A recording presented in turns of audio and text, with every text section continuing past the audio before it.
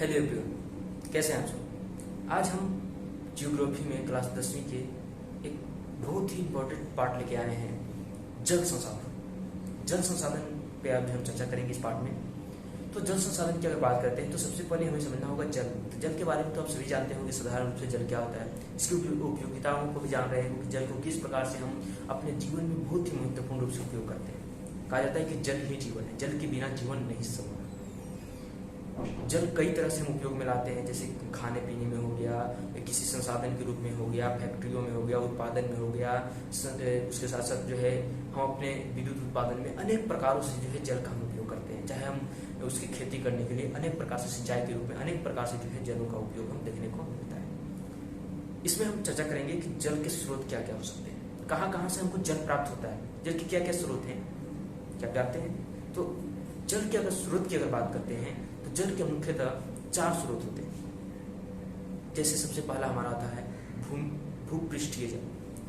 भूपृष्ठीय जल क्या होते हैं, तो वैसे जल जो भूमि हमारा है उस पे जो है मृदा के ऊपर या भूमि पे जो है सबसे ऊपरी परत पे जो पाया जाता है उसके ऊपर वो जो जल होता है वो कहलाता है भूपृष्ठीय जल। जैसे कि नदी हो गया, नहर हो गया, पोखर हो गया या तालाब हो गया या फिर आपको झील एक सब देखने को मिलता है।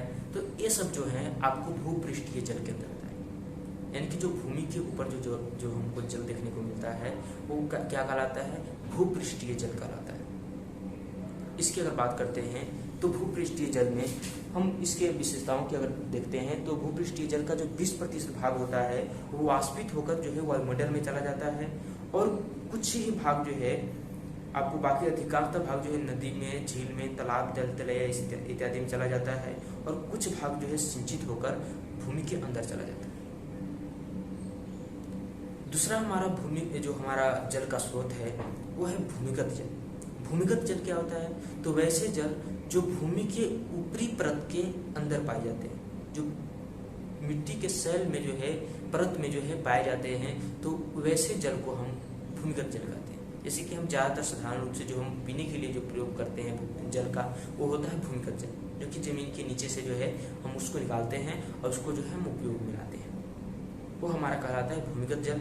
जो कि वर्षा जल जो होता है उससे कुछ अधिकांशतः भाग जो है वो कणों के द्वारा मिट्टी के कणों में जो है समाहित होता है, और समाहित होकर नीचे जाकर एक सेल के रूप में जो है एक परत के रूप में नीचे जो है जल का एक स्रोत देखने को मिलता है, जो कि भूमिगत जल कहलाता है।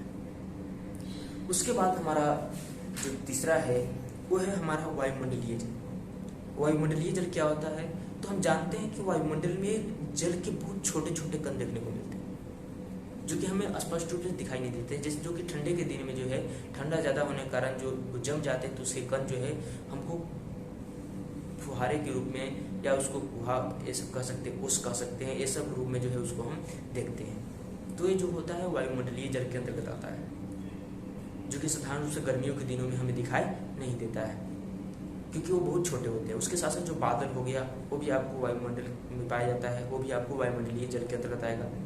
तो ये सब जो है वायुमंडलीय जल, यानी कि वायुमंडलीय जल भी जो है हमारा एक जल का क्या है, स्रोत है। उसके पश्चात सबसे जो बड़ा स्रोत हमारा है जल का वो है महासागरीय जल।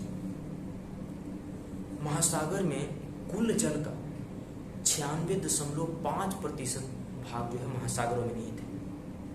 इतना बड़ा भाग जल का हमारे जो है महासागर में है, और ये हमारा कहलाता है महासागरीय जल, जो कि खरा होता है और जिसको हम साधारणतः रूप से उपयोग में नहीं ला सकते, सीधे रूप से उसको उपयोग में नहीं ला सकते। इसलिए कहा जाता है कि हमारे पास जल तो बहुत है लेकिन पीने लायक जल कुछ 1% से भी कम है। 96.5% जल तो आपको महासागरीय जल हो गया। फिर आपको बर्फ के रूप में कुछ जमा हुआ है वो भी उसको जल के रूप में हम देखते हैं, या बहुत सारे नदी, पोखर, ये सब का जल हो गया। तो ये सब जो हमारा जो शुद्ध पीने लायक जल होता है बहुत कम के बराबर 1% से भी कम है। तो इस प्रकार से हमें जो है जल का संरक्षण भी करना चाहिए, जो कि आने वाले समय में हमारे लिए लाभदायक हो, हमारे समाज में, हमारे आने वाले जो समाज होगा उसके लिए लाभदायक हो, उसके लिए बचा के रखें। तो इस पार्ट में इतना ही। धन्यवाद।